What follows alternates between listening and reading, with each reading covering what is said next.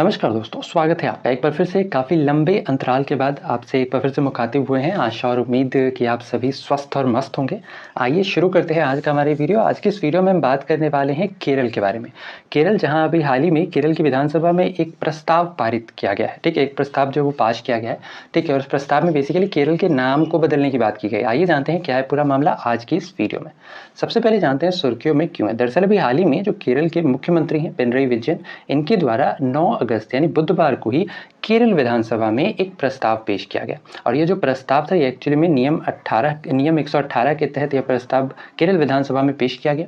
इस प्रस्ताव के अंतर्गत खास क्या था, देखो एक्चुअली में इस प्रस्ताव के अंतर्गत जो केरल का आधिकारिक नाम है, ठीक है, इसे बदलकर केरलम करने की बात कही गई थी। ठीक है, अब इसके रिगार्डिंग यह जो प्रस्ताव है यह केरल की विधानसभा में तो सर्वसम्मति से पास हो चुका है। ठीक है, अब इसे भेजा गया है केंद्र सरकार के पास। ठीक है, केंद्र सरकार से यह अनुरोध किया गया है कि जो भारत का संविधान का जो 8वां अनुसूची है, ठीक है, इसमें सभी भाषाओं में जो केरल का जो केरल राज्य का नाम है, यानी कि देखो 8वीं अनुसूची में एक्चुअली में सबसे पहले तो है क्या ये जान लो, इसमें टोटल 22 भाषाओं का जिक्र है, राइट। और इसमें जो मलयालम है, ठीक है, उसे केरल का भाषा बताया गया है। तो वहाँ केरल का भाषा बताया गया है, उसे कहा गया है केरलम करने के लिए। ठीक है, पहले तो ये बात। अब बात आती है कि आखिर इस नाम परिवर्तन के पीछे का कोई तो रीजन होगा ना, कि आखिर नाम चेंज क्यों किया जा रहा है। देखो नाम चेंज करने के पीछे का जो मेन रीजन बताया गया है वो ये है कि जो केरल है ना, इसे एक्चुअली में मलयालम भाषा में केरलम कहते हैं। ठीक है, और जैसा कि आपको पता होगा 1 नवंबर 1956 को, ठीक है, देश में भाषाई आधार पर राज्यों का वहाँ पर गठन किया गया था।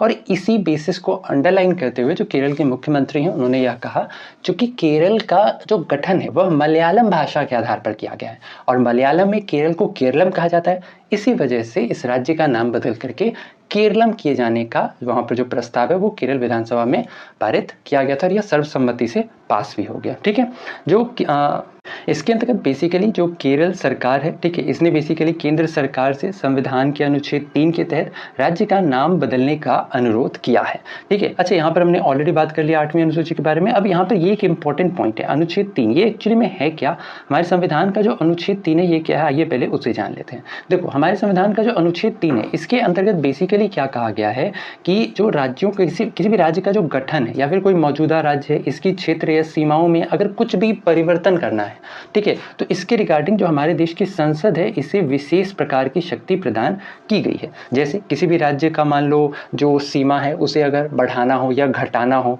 किसी भी दो राज्य का मर्जर हो या फिर किसी भी दो राज्य को अलग करना हो, ठीक है, या फिर किसी भी राज्य के क्षेत्रफल को बढ़ाना या घटाना, इन सभी संबंधित जो शक्ति है ये संसद के पास होती है। ठीक है, तो अब संसद के पास यह निर्णय चला गया है कि क्या संसद इस प्रस्ताव को पास करता है, अगर पास करता है तो इस केरल का नाम बदल करके केरलम हो जाएगा।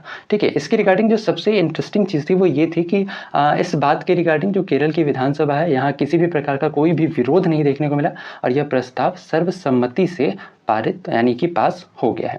ठीक है, अब एक और यहाँ पर सवाल आता है, क्या इससे पहले भी किसी राज्य सरकार के द्वारा जो है नाम बदलने का प्रस्ताव उसकी विधानसभा में पेश किया गया? तो इसका जवाब है बिल्कुल हाँ। इससे पहले भी हाल ही में कुछ ही टाइम पहले पश्चिम बंगाल की सरकार के द्वारा जो पश्चिम बंगाल की विधानसभा है यहाँ एक प्रस्ताव पास किया गया था जिसके अंतर्गत बेसिकली जो पश्चिम बंगाल है इसका नाम बदल करके बांग्ला करने का अनुरोध किया गया था। हालांकि बाद में केंद्र सरकार ने इस प्रस्ताव को खारिज कर दिया था। Is that clear?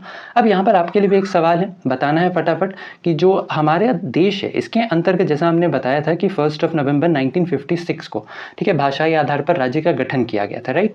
तो आपने बताना है कि 1 नवंबर 1956 को जो भाषाई आधार पर राज्य का गठन किया गया था इसके अंतर्गत सबसे पहला राज्य कौन था जिसका भाषाई आधार पर गठन किया गया था? इसका आंसर आपने हमें बताना है नीचे कमेंट सेक्शन में। तो ऐसे में आज के लिए इतना ही। अगर आज का हमारा कंटेंट आपको पसंद आया है तो वीडियो को लाइक करना बिल्कुल न भूलें। देखो यहाँ पर अगर आपको इस तरीके का कंटेंट चाहिए तो प्लीज़ वीडियो को सपोर्ट करो। सपोर्ट करने के लिए आपने कुछ नहीं करना है, सिंपली बस वीडियो को लाइक करना है और अगर हो सके तो अपने दोस्तों के साथ आप इसे शेयर भी कर सकते हो। ऐसे में आज के लिए इतना ही। आशा और उम्मीद की वीडियो आपको इन्फॉर्मेटिव लगा होगा। अगर वीडियो पसंद आया है तो वीडियो को लाइक शेयर, चैनल पर अगर नए हैं तो चैनल को सब्सक्राइब करना बिल्कुल ना भूलें। आज के लिए इतना ही। अपना ख्याल रखें, स्वस्थ रहें, सुरक्षित रहें। आपसे